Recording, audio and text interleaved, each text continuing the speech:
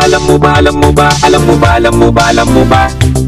Alam mo ba, alam mo ba, alam mo ba, alam mo ba, alam mo ba, alam mo ba?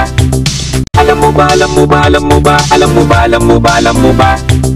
Alam mo ba, alam mo ba, alam mo ba? Magandang araw, kamusta po kayo? Ako po si Darna, ang host at creator ng Buhay Tuklas. Samahan niyo po ako sa mga pagtuklas at pagpapakilala at dagdag kaalaman para sa inyong mga manunood ng YouTube video. Nais kong makapagbigay ng saya at konting kaalaman sa inyo bilang isang tagalikha. Halina't samahan niyo ako sa isa na namang pagtuklas at pagpapakilala at ating alamin ang pinagmulan.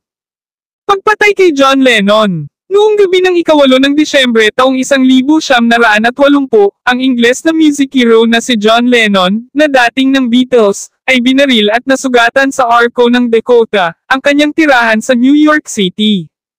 Ang pumatay, si Mark David Chapman, ay isang tagahanga ng American Beatles na nagseselos at nagalit sa pamumuhay ni Lennon, kasama ang kanyang komento noong 1966 na ang Beatles ay masikat kaysa kay Jesus. Sinabi ni Chapman na inspirasyon niya ang kathang-isip na karakter na si Holden Caulfield mula sa nobelang The Catcher in the Rye ni J.D. Salinger, isang phony killer na ayaw sa pagkukunwari. Pinlano ni Chapman ang pagpatay sa loob ng ilang buwan at hinintay si Lennon sa Dakota noong umaga ng ika-8 ng Disyembre. Maaga sa gabi, nakilala ni Chapman si Lennon na pumirma sa kanyang kopya ng album na Double Fantasy at pagkatapos ay umalis para sa isang sesyon ng pag-record sa record plant. Kinagabihan, bumalik si Lennon at ang kanyang asawang si Yoko Ono sa Dakota. Habang papalapit sina Lennon at Ono sa pasukan ng gusali, nagpaputok si Chapman ng 5 hollow point na bala mula sa isang .38 special revolver, 4 sa mga ito ang tumama sa likod ni Lennon. Si Lennon ay isinugod sa Roosevelt Hospital sakay ng isang police car, kung saan siya ay idineklara na dead on arrival sa 11:15 PM sa edad na 40. Si Chapman ay nanatili sa eksenang nagbabasa ng The Catcher in the Rye hanggang sa siya ay arestuhin ng pulisya. Nang maglaon ay natuklasan na itinuturing ni Chapman na target ang kaibigan ni Lennon na si David Bowie. Isang pandaigdigang pagbubuhos ng kalungkutan ang naganap, nagtipon ang mga tao sa Roosevelt Hospital at sa harap ng Dakota, at hindi bababa sa 3 mga tagahanga ng Beatles ang namatay sa pagpapakamatay. Ang araw kasunod ng pagpatay, si Lennon ay na-cremate sa Ferncliff Cemetery sa Hartsdale, New York. Bilang kapalit ng isang libing, humiling si Ono ng 10 minutong katahimikan sa buong mundo. Si Chapman ay umamin ng guilty sa pagpatay kay Lennon at binigyan ng sentensya ng 20 taong habang buhay na pagkakakulong. 13 beses na siyang tinanggihan ng parol mula nang maging karapat-dapat siya noong 2000. Mark David Chapman. Si Mark David Chapman, isang 25 taong gulang na dating security guard mula sa Honolulu, Hawaii, ay isang tagahanga ng Beatles na walang naunang nahatulang kriminal. Ang nobela ni J.D. Salinger na The Catcher in the Rye, 1951, ay nagkaroon ng malaking personal na kahalagahan para kay Chapman, hanggang sa naisin niyang imodelo ang kanyang buhay ayon sa pangunahing tauhan ng nobela, si Holden Caulfield. Ang isa sa mga pangunahing tema ng nobela ay ang galit ni Caulfield laban sa pagkukunwari ng mga nasa hustong gulang at mga phonies. Inangkin ni Chapman na siya ay nagalit sa kasumpa-sumpa ni Lennon, na inihayag ng marami noong 1966 na ang Beatles ay mas tanyag kaysa kay Jesus, at sa mga liriko ng mga kanta ni Lennon na Diyos, kung saan sinabi ni Lennon na hindi niya ito ginagawa, naniniwala sa Beatles, God or Jesus, at Imagine, kung saan sinabi ni Lennon na Imagine no possessions, sa kabila ng pagkakaroon ng marangyang pamumuhay, tulad ng inilalarawan sa 1976 na aklat ni Anthony Fawcett na John Lennon, One Day at a Time. Napagpasyahan ni Chapman na ginawa ng huli si Lennon na isang phony. Noong ika-27 ng Oktubre taong 1980, bumili si Chapman ng 5 shot na .38 caliber Charter Arms revolver sa Honolulu. Lumipad siya patungong New York City noong ika-29 ng Oktubre pagkatapos makipag-ugnayan sa Federal Aviation Administration upang matutunan ang pinakamahusay na paraan upang maghatid ng revolver. Nalaman ni Chapman na maaaring nasira ang mga bala sa eroplano, kaya dumating siya ng walang mga bala. Umalis siya sa New York noong 12 o ika-13 ng Nobyembre pagkatapos ay lumipad pabalik noong ika-6 ng Disyembre at nag-check-in sa Upper West Side YMCA ng isang gabi bago lumipat sa isang Sheraton Hotel sa Midtown Manhattan. Ika-8 ng Disyembre taong 1980. Hinintay ni Chapman si Lennon sa labas ng Decote sa madaling araw at gumugol ng halos buong araw malapit sa pasukan ng gusali, nakikipag-usap sa mga tagahanga at sa doorman. Noong umagang iyon, naabala si Chapman at namiss na makita si Lennon na lumabas ng taxi at pumasok sa Dakota. Kinaumagahan, nakilala ni Chapman ang yaya ng pamilya ni Lennon, si Helen Seaman, na pauwi mula sa paglalakad kasama ang 5 taong gulang na anak ni Lennon na si Sean.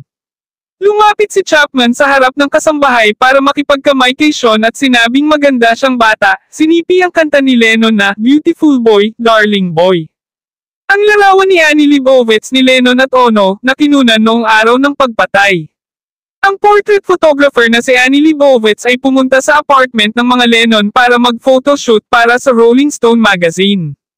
Ipinangako sa kanila ni Leibovitz na ang isang larawan nilang dalawa na hubad na magkasama ang gagawa sa front cover ng magazine. Kinuha ni Leibovitz ang ilang larawan ni John Lennon na nag-iisa at ang isa ay orihinal na nakatakdang nasa cover. Bagamat ayaw ni Ono na hubad, iginiit ni Lennon na siya at ang kanyang asawa ang nasa cover, at pagkatapos kunan ng litrato, umalis si Leibovitz sa kanilang apartment ng alas 3:30 ng hapon pagkatapos ng photoshoot. Ibinigay ni Lennon ang magiging huling panayam niya kay San Francisco disc jockey Dave Sholin, manunulat na si Lori Kay at recorder, producer na si Ron Hummel para sa isang music show na ipapalabas sa RKO Radio Network. Bandang alas 5 ng hapon, sina Lennon at Ono, na naantala ng huli na limousine na ibinahagi sa crew ng RKO Radio, ay umalis sa kanilang apartment upang ihalo ang kantang Walking on Thin Ice, isang Ono na kanta na nagtatampok kay Lennon sa lead guitar, sa record.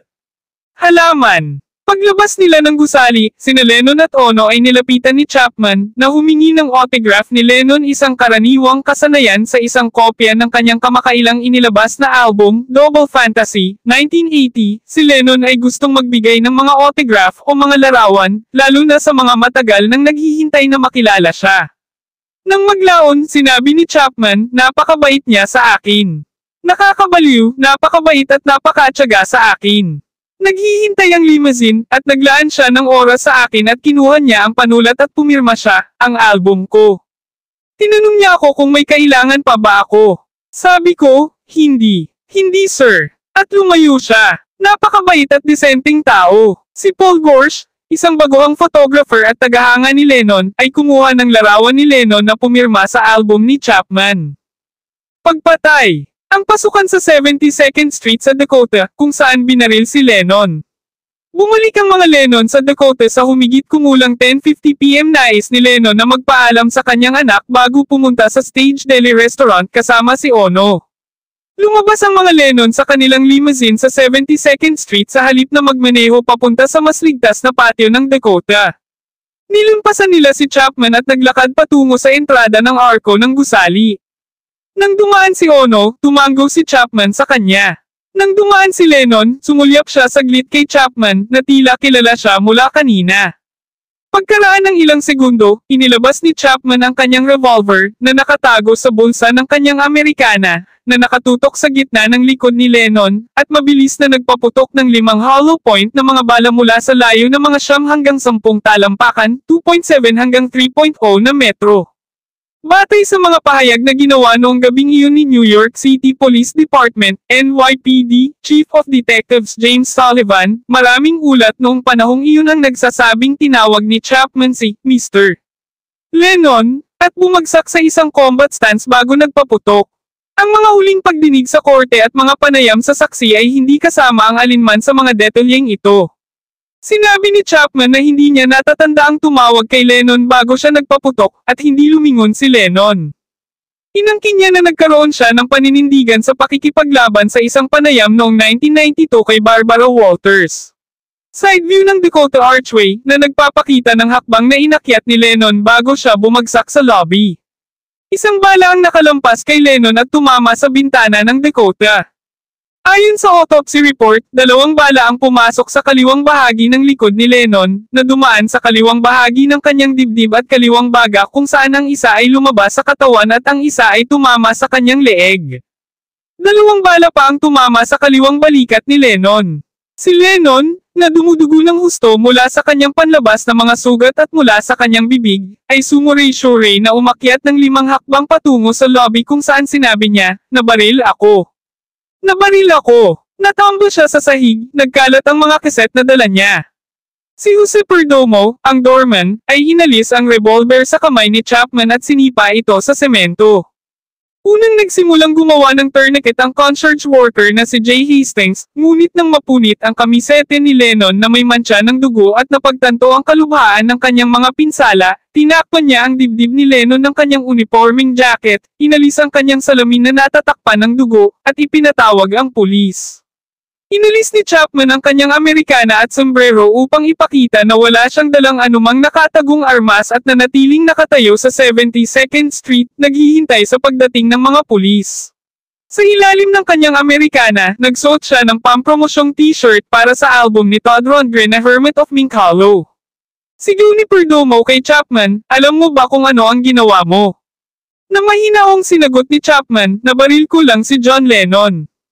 Ang mga opisyal na sina Steven Spiro at Peter Cullen ang unang mga pulis na dumating sa pinangyarihan. Nasa 72nd Street at Broadway sila nang makarinig sila ng ulat ng mga putok sa Dakota. Dumating ang mga opisyal mga 2 minuto pagkatapos ng pamamaril at natagpuan nila si Chapman na nakatayo ng napakatahimik sa 72nd Street na nagbabasa ng paperback na kopya ng The Catcher in the Rye. Agad nilang nilagyan ng posa si Chapman at inilagay siya sa likurang upuan ng kanilang squad car.